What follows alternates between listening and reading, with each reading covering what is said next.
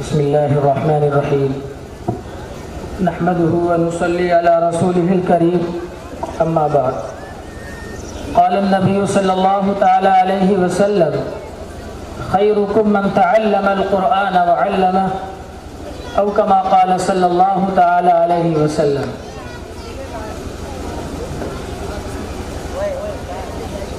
معزز حاضرین اور اسٹیج پر رونق افروز مشفق اساتذہ کرام و ہم سب کے مہمان خصوصی، بہت ساری خصوصیتوں کے حامل جناب حضرت مولانا سید مفتی عفان صاحب منصور پوری دامت برکاتہم العالیہ، جیسا کہ کئی مرتبہ یہ بات ہم سب کے سامنے آ چکی ہے کہ آج کا یہ پروگرام قرآن کریم کی نسبت پر منعقد کیا گیا ہے،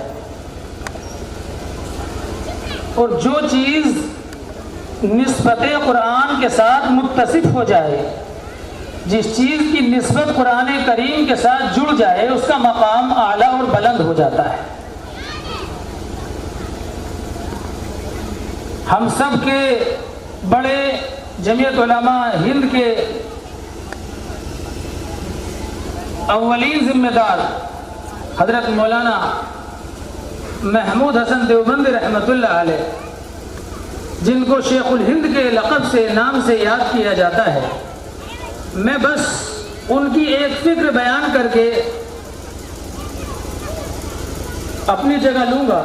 جب حضرت مالٹا کی جیل سے واپس تشریف لائے تو واپس آنے کے بعد انہوں نے ذمہ داران کی ایک میٹنگ بلائی، اور ذمہ داران کی میٹنگ بلانے کے بعد سب کے سامنے ایک بات کہی کہ آج مسلمانوں کی زبونحالی، پریشانی، مشکلات کی وجہ مالٹا کی جیل میں رہ کر کے جو میں نے سمجھی ہیں وہ میں آپ کے سامنے بتانا چاہتا ہوں، عرض کرنا چاہتا ہوں۔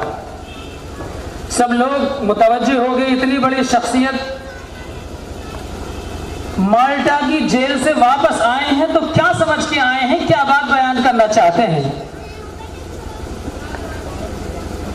حضرت نے فرمایا کہ آج جو مسلمانوں کی مشکلات کی اصل وجہ ہیں، ان وجوہات میں دو وجہیں سب سے بڑی وجہ ہیں۔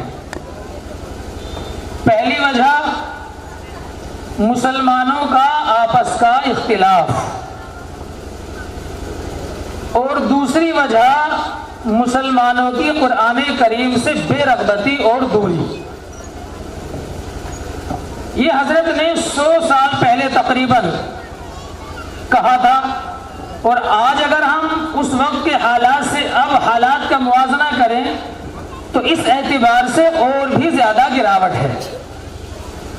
اگر ہم آپس کے اختلاف کی بات کریں تو برادریوں کے نام پر، قوموں کے نام پر، مدرسوں اسکولوں کے نام پر، تنظیموں کے نام پر، خاندانوں کے نام پر کس طریقے سے ہمارا بکھراؤ ہو گیا ہے، اس بات سے ہم بخوبی واقف ہیں۔ ایک دوسرے کی مخالفت معمولی بات پر، حالانکہ دل کو دوسروں کی برائیوں سے پاک اور صاف رکھنا یہ بہت بڑا عمل ہے۔ اللہ کے نبی صلی اللہ تعالی علیہ وسلم مسجد نبوی میں تشریف فرما ہے، آپ صلی اللہ علیہ وسلم نے فرمایا دیکھو ابھی ایک صحابی آئیں گے اور وہ جنتی ہیں۔ تمام صحابہ دیکھنے لگے، ٹکٹکی باندھ کے کون آئیں گے؟ تو دیکھا ایک صحابی سیدھے سادے سے کپڑے پہنے ہوئے اور وضو کے قطرے ان کے اعضاء سے ٹپک رہے اور ہاتھ میں ایک جوتی لیے ہوئے ہیں۔ اللہ کے نبی نے دوسرے دن بھی فرمایا ایک صحابی ہے جو جنتی ہیں، تیسرے دن بھی یہی فرمایا کہ ایک صحابی ہیں جو اندر آئیں گے بھی وہ جنتی صحابی ہیں۔ حضرت عبداللہ ابن عمر رضی اللہ تعالی عنہ ان کے حالات کو جاننے کے لیے ان کے پاس گئے اور جا کے کہنے لگے کہ میری کچھ کہا سنی ہو گئی ہے گھر پہ، اس لیے میں 3 دن آپ کے پاس رہنا چاہتا ہوں۔ اور منشا ان کی یہ تھی کہ آخر ان کا عمل کیا ہے، کام کیا کرتے ہیں، جس کی برکت سے اللہ کے نبی صلی اللہ تعالی علیہ وسلم نے انہیں دنیا ہی میں جنت کی خوشخبری سنا دی، دنیا ہی میں ان کو جنتی کہہ دیا ہے۔ 3 دن رہے لیکن کوئی ایسا خاص عمل انہیں نظر نہیں آیا. نمازی پرہیزگار تو سارے صحابی تھے, اللہ کا ذکر موقع اور فرصت ملتی تو سارے صحابی کیا کرتے تھے. یہ تو ہمارے لیے کوئی تہجد کی نماز پڑھنے والا ہو تو بھائی یہ تو بڑا نمازی پرہیزگار ہے, تہجد گزار ہے, لیکن وہاں تو اکثر صحابی کا معمول یہی تھا. تو وہاں سے رخصتی کے وقت جب چلنے لگے تو کہنے لگے حضرت بات کچھ نہیں تھی, کہا سنی کچھ نہیں ہوئی تھی, مسئلہ یہ تھا کہ اللہ کے نبی صلی اللہ تعالی علیہ وسلم نے چلتے وقت آپ کے بارے میں یہ فرمایا تھا کہ ابھی ایک صحابی اندر داخل ہوگی مسجد نبوی میں اور وہ جنتی ہے.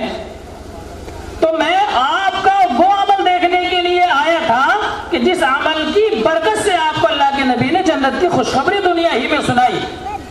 کہنے لگے بھی میرا تو خاص عمل جو تم نے دیکھا وہی تھا. واپس جانے لگے تو واپس جاتے ہوئے کو روک کے روکا اور بلایا اور کہا کہ ہاں ایک بات اور ہے. کہنے لگے حضرت وہی بات تو جاننے کے لیے آیا ہوں. تو کہا کیا بات ہے وہ؟ کہ وہ بات یہ ہے کہ میں اپنے دل کو اپنے تمام بھائیوں کی طرف سے پاک اور صاف رکھتا ہوں. میرے دل میں اپنے کسی بھائی کی طرف سے کسی کی طرف سے کوئی میل نہیں رہتا ہے, اس کی کسی کی برائی میرے دل میں نہیں رہتی ہے. کتنا بڑا عمل ہے کہ اس عمل کے صدقے میں اللہ کے نبی جنت کی خوشخبری سنا رہے ہیں. آج ہم اپنے دلوں کو ٹٹول کر دیکھیں تو کیا حال ہوگا. اور دوسری وجہ جو فرمائی وہ یہ کہ قرآن کریم سے بے رغبتی, قرآن کریم سے دوری, اس میں آج ہمارا کیا حال ہے ہم سب اس سے بخوبی واقف ہیں. ایک ہمارے ساتھی نے ایک واقعہ سنایا, وہ واقعہ چھوٹا سا بتا کر کہ میں اپنی جگہ لوں گا. ایک گھر میں ایک صاحب نے مولانا کی دعوت کر دی, جیسے کرتے ہیں نا سب. اب دعوت, مولانا دعوت کھا کے چلے گئے, لیکن جانے کے بعد مولانا نے محسوس کیا کہ پہلے تو یہ جہاں بھی ملتا تھا مجھے سلام کیا کرتا تھا, مسافر ملاتا تھا, ہنس کے بولتا تھا. جب سے اس کے گھر دعوت کھا کے آیا ہوں اس کے تو تیور بدل گئے, نہ تو سلام کرتا ہے نہ تو بول چالتا ہے. بہرحال کچھ وقت گزرا, کچھ وقت گزرنے کے بعد پھر کچھ معاملہ ایسا ہوا, انہوں نے پھر دوبارہ سے دعوت کر دی. جب دوبارہ دعوت کے لیے گئے ہو تو انہوں نے کہا بھائی یہ بات بتاؤ پہلے کہ اتنا بیچ کا عرصہ تم مجھ سے ناراض رہے ہو, تو ناراضگی کی وجہ کیا ہے؟ پہلے وہ وجہ بتاؤ, کھانا وانا بعد میں ہوگا. کہنے لگے مولانا اس بات کو چھیڑنے کے لیے رہنے دو, بس چھوڑ دو وہ بات, آپ ذکر نہ کریں, چھوڑ ہی نہیں بس آپ وہ بات. کہنے لگے نہیں بتاؤ. کہنے لگے بتانا یہ ہے کہ جب آپ کھانے کے لیے تشریف لائے تھے بیٹھک میں یا کمرے میں تو میری گھر والی کے پیسے چھوٹ گئے تھے وہاں, میری گھر والی کے پیسے چھوٹ گئے, اور جب آپ گئے ہیں تو وہاں پیسے ملے نہیں اور آپ کے علاوہ کوئی آیا نہیں, آپ کے علاوہ کوئی دوسرا آیا نہیں. تو ہمارے دماغ میں تو خیال یہ کہ مولانا دعوت بھی لے گئے اور پیسے بھی لے گئے. اب آپ یہ بتائیے کہ جب پیسے آپ لے کر کے چلیں گے تو ہم آپ سے سلام کریں گے, ہنس کے بولیں گے. ویسے بھی مولویوں کے خلاف بولنے کے لیے تو ایک شوشہ چاہیے نا, ساری طاقت لگا دیتے ہیں مجلسوں میں, چوراہوں پر, ہر جگہ. تو وہ یہ سن کر رونے لگے, مولانا یہ سن کر رونے لگے. اب وہ دل میں سوچ رہے ہیں, کہہ رہے ہیں لو یہ اور رہی, پیسے چرا لیے اور کہا ہے تو رو بھی رہے ہیں. تو مولانا نے ان سے درد بھرے انداز میں یہ کہا, میں یہ آج یہ حالت ہماری یہ ہے, حقیقت ہے, وہ حالت بتانے کے لیے بات آپ کے سامنے پیش کر رہا ہوں کہ ہوا یہ تھا جب میں نے وہ پیسے دیکھے تو میں نے وہ پیسے اٹھا کر آپ کے قرآن کریم جو بیٹھک میں طاق میں رکھا ہوا تھا اس قرآن کریم کے جزدان میں یہ سوچ کر رکھ دیے تھے کہیں ان پیسوں کو دیکھ کر کوئی اٹھا نہ لے, کوئی چرا نہ لے. قرآن کریم میں رکھ دوں گا, مسلمان ہیں, ایمان والے, قرآن تو پڑھتے ہی ہوں گے, قرآن تو کھولیں گے, جب قرآن کھولیں گے پیسے مل جائیں گے, ان کی رقم کی حفاظت ہو جائے گی.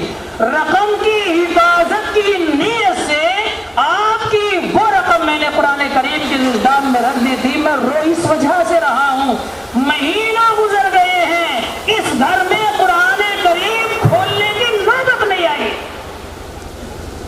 یہ ہمارا حال ہے, اور یہ ایک گھر کا حال نہیں ہے, یہ ہر گھر کا حال ہے. ماشاءاللہ بڑی خوشی کی بات ہے, سعادت کی بات ہے کہ آج اس سرزمین سے ہمارے اکابرین نے, شیخ الہند رحمۃ اللہ علیہ کا میں نے نام لیا, ان کی کوشش تھی اور دیگر اکابرین کی کوشش آج کے دور میں یہ ہے کہ ایک ہاتھ میں کمپیوٹر ہو بچے کے اور دوسرے ہاتھ میں قرآن ہو. بڑھایا ہوا ایک قدم ہے۔ اسکول کی لائن سے مولانا اکرام صاحب نے کہا اپنی نوعیت کا یہ پہلا پروگرام ہے۔ اب تک ہمارے ذہنوں میں یہ تھا کہ بھی ہمیں اپنے بچوں کو پڑھانا ہے، ہندی انگریزی وغیرہ سب پڑھانا ہے، مدرسے میں بھیج دو، قرآن بھی پڑھے گا اور ہندی انگریزی بھی پڑھے گا۔ ہمارے مکاتب اسلامیہ جو گاؤں گاؤں کھلے ہوئے ہیں سارے مضامین پڑھائے جاتے ہیں، قرآن کریم بھی پڑھایا جاتا ہے۔ لیکن آج کے اس پروگرام سے یہ بات ہمارے سامنے آ رہی ہے کہ الحمدللہ ہمارے کچھ اسکول بھی ایسے ہیں جہاں دنیاوی تعلیم کے ساتھ ساتھ قرآن کریم کی تعلیم پر بھی توجہ دی جاتی ہے۔ لہذا مبارکبادی کے مستحق ہیں اس پروگرام کے انعقاد کرنے والے، اس میں شامل ہونے والے۔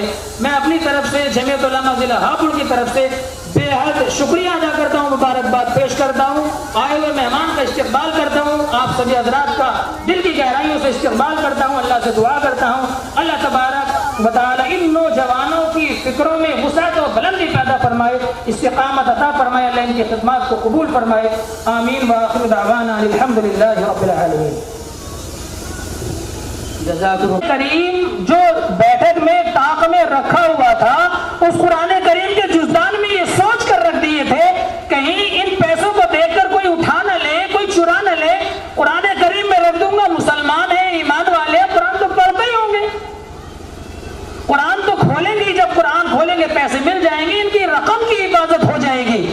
رقم کی حفاظت کی نیت سے آپ کی وہ رقم میں نے قرآن کریم کے جزدان میں رکھ دی تھی، میں اس وجہ سے رہا ہوں، مہینہ گزر گئے ہیں اس گھر میں قرآن کریم کھولنے کی نوبت نہیں آئی۔ یہ ہمارا حال ہے، اور یہ ایک گھر کا حال نہیں ہے، یہ ہر گھر کا حال ہے۔ ماشاءاللہ بڑی خوشی کی بات ہے، سعادت کی بات ہے کہ آج اس سرزمین سے ہمارے اکابرین نے، شیخ الہند رحمۃ اللہ علیہ کا میں نے نام لیا، ان کی کوشش تھی اور دیگر اکابرین کی کوشش آج کے دور میں یہ ہے کہ ایک ہاتھ میں کمپیوٹر ہو بچے کے اور دوسرے ہاتھ میں قرآن ہو۔ میں سمجھتا ہوں کہ یہ اسی کی طرف بڑھایا ہوا ایک قدم ہے۔ اسکول کی لائن سے مولانا اکرام صاحب نے کہا اپنی نوعیت کا یہ پہلا پروگرام ہے۔ اب تک ہمارے ذہنوں میں یہ تھا کہ بھی ہمیں اپنے بچوں کو پڑھانا ہے، ہندی انگریزی وغیرہ سب پڑھانا ہے، مدرسے میں بھیج دو، قرآن بھی پڑھے گا اور ہندی انگریزی بھی پڑھے گا۔ ہمارے مکاتب اسلامیہ جو گاؤں گاؤں کھلے ہوئے ہیں سارے مضامین پڑھائے جاتے ہیں، قرآن کریم بھی پڑھایا جاتا ہے۔ لیکن آج کے اس پروگرام سے یہ بات ہمارے سامنے آ رہی ہے کہ الحمدللہ ہمارے کچھ اسکول بھی ایسے ہیں جہاں دنیاوی تعلیم کے ساتھ ساتھ قرآن کریم کی تعلیم پر بھی توجہ دی جاتی ہے۔ لہذا مبارکبادی کے مستحق ہیں اس پروگرام کے انعقاد کرنے والے، اس میں شامل ہونے والے۔ میں اپنی طرف سے جمعیت علماء ضلع ہاپوڑ کی طرف سے بے حد شکریہ ادا کرتا ہوں، مبارکباد پیش کرتا ہوں، آئے ہوئے مہمان کا استقبال کرتا ہوں، آپ سبھی حضرات کا دل کی گہرائیوں سے استقبال کرتا ہوں، اللہ سے دعا کرتا ہوں اللہ تبارک و تعالی ان نوجوانوں کی فکروں میں وسعت و بلندی پیدا فرمائے، استقامت عطا فرمائے، اللہ ان کی خدمات کو قبول فرمائے، آمین وآخر دعوانا الحمدللہ رب العالمین۔ جزاک اللہ اعزاز الاموات کے